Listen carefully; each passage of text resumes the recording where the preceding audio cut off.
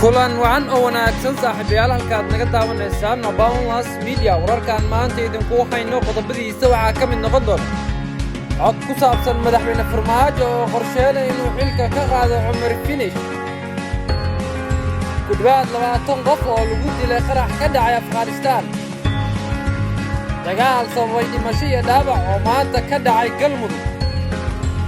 dil xanuun badan oo xalay ka dhacay magaalada Muqdisho daawadayaal wararkeena maanta waxaa ku maqli doontaan qodobadaas iyo wixii soo raaca ku soo dhawaada qodobadaas oo faahfaahsan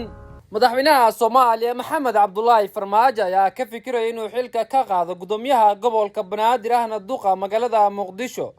Cumar Finish sida ilwareedii lagu kalsoon yahay inuu xaqiijinaya madaxweyne Maxamed Cabdullaahi Farmaajo ayaa loo geeyay eedeymo badan oo musuqmaasuq ah oo ka dhana Cumar Finish kuwaasi oo badankooda la xiriira musuqmaasuq lagu sameeyay dhulka danta guud Farmaajo ayaa soo saaray 28 Oktoobar dikreeto ujeedkeedu lagu sheegay in laga hortagayo in lagu tigrafaro hantida dadweynaha si musuqmaasuq ahaan loola wareego qoraalka ayaa lagu sheegay in madaxweynaha uu helay xog ku saabsan in dhulka danta guud ee la musuqmaasuqeeyay ay ka mid yihiin dhulka ciidamada asluubta ee ex-control afgooyo goobaha waxbarashada iyo dhul kale oo ku yaala suuqa Siinaayo kuwaasi oo sida lagu sheegay qoraalka la isku dayay in la sameeyo dukumeentiyo sharci darro ah xog u helay madaxweynaha ayaa sheegay in warqadda madaxweynaha ay si toos ah ugu socoto Cumar Finish ayna timid kadib markii la sheegay xog ka dhan ah gudoomiyaha Cumar Finish ayaa tan iyo markii ay soo baxday dikreetada waxa uu waday dadaalo xoogan oo isugu dayay in xilka looga qaadin isaga oo maalmihii dabeed aad uga badnaa madaxtooyada wuxuu sidoo kale dirsaday ergooyin odayaal ah oo la hadlayay madaxweynaha sida aan xogta ku helnay dhinaca kale xogta aan helnay ayaa sheegaysa in Wasaare Maxamed Xuseen Roble uu qayb ka yahay cadaadiska xilka looga qaadayo Cumar Finish isaga oo madaxweynaha kala hadlay arintani Roble ayaa olole ugu jira in xilka loo magacaabo la taliyihiisa Abukaati Cumar Dhagay oo ay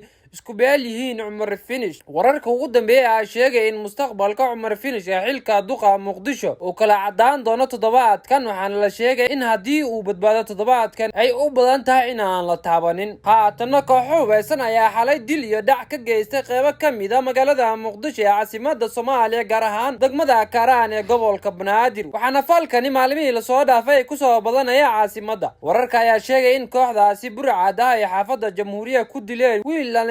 kadibna ay u geysteen dhac iyaga oo ka qaatay telefoonkii uu watay marxuumka ayaa waxaa lagu magacaabi jiray Mawlid Cali Maxamed wuxuuna ka mid ahaa ardayda sanadkii hore ka baxay dugsiyada sarsare ee magaalada Muqdisho ila deegaanka ayaa inoo sheegay in burcada ay markii hore ku amreen Mawlid inuu ku wareejiyo telefoonkiisa kadibna uu dhaga adeegay iyaga oo mar qura rasaas ku furay waxaana la sheegay in dhaawac soo gaaray uu markii dambe u geeriyooday marxuumka Mawlid Cali Maxamed ayaa ahaa wiil dhalinyaro ah oo firfircoon markaana ku noolaa xaafadda Jamhuuriyadda ee degmada Karaan halkaasi oo si weyn looga yaqaanay ilaa haatan ma jiro wax hadal ah oo ka soo baxay saraakiisha laamaha ammaanka iyo maamulka degmada oo ku aadan dhacdadaasi magaalada Muqdisho waxaa muddooyinkii dambe ku soo badanaya falalka amni darro sida dilalka iyo dhaca xilliyada habeenkii ah oo ka dhaca degmooyinka gobolka Banaadir si kastaba arrintan ayaa waxaa loo sababeynayaa xaaladda kala guurka ah ee uu dalka ku jiro maadaama ay dowladda Soomaaliya haatan ay ku guda jirto doorashooyinka 2021 haatana ugu yaraan 19 qof ayaa la xaqiijiyay inay ku dhinteen qarax mataana oo ka dhacay meel u dhow isbitaalka ciidamada militariga ee magaalada Kabul caasimadda dalka Afghanistan weeraradan ayaa waxaa dhanka kale ku dhaawacmay 43 ruux wasaaradda arrimaha gudaha ee Afghanistan ayaa sheegtay in qaraxyada kadib rasaas la isweedaarsaday dhawaaq rasaasta ayaa laga maqlay meel sidaasi uga fogeen isbitaalka Sardar Maxamed Daawud Khan sida lagu soo